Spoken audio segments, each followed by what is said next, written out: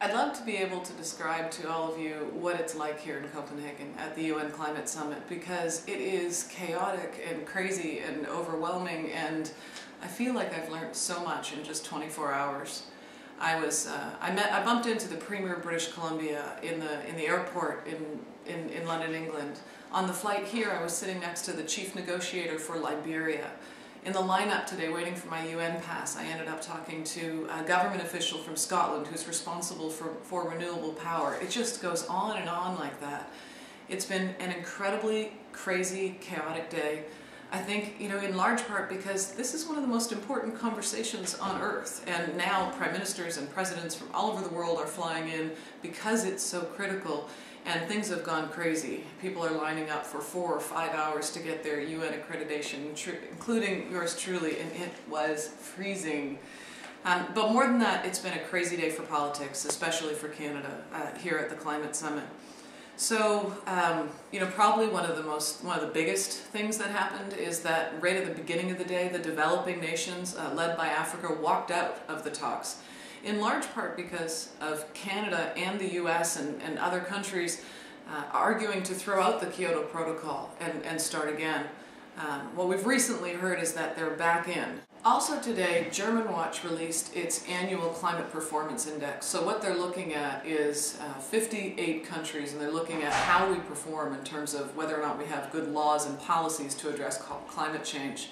And what they found is that Canada was 57th out of 58th, above only Saudi Arabia, that we have, as we knew, some of the worst laws in the world to address climate change and to build a new clean energy economy.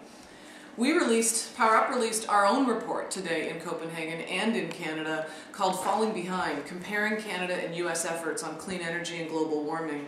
And really why we did this is because the Canadian government is here saying we're matching US efforts. But the facts speak for themselves. Take a look at the report on our website. We are not matching US efforts. In fact, we are falling dangerously behind. And the only reason this government is saying that is to make them look good. It's a little bit of Obama stardust. But the fact is that Canada's emissions are going up while US emissions are going down.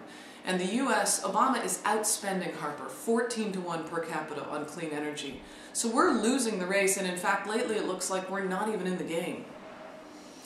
So also today, on the bright side, I got a chance to tour some of the wind farms in Denmark, and they were incredible. I went really close to an offshore wind farm and met with the people from Vesta, learned a little bit about what's happening here in Denmark. It's incredible. It's a huge percentage of their energy. And then I went from the wind farm to touring regional and district energy systems. It's so crazy that Canada doesn't have regional district energy systems. What they said is they're fueling 1 million homes with heat and electricity and saving 1 million tons of carbon. Now, why aren't we doing that?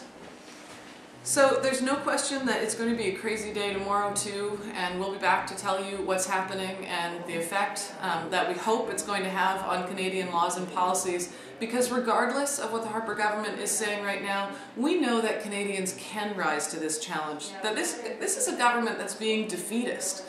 And across the country, we're seeing Canadians take action and call on our government for stronger action to create a clean energy economy. So keep engaging, keep calling your MPs, and you know what? We can do this. We invented the zipper, for crying out loud.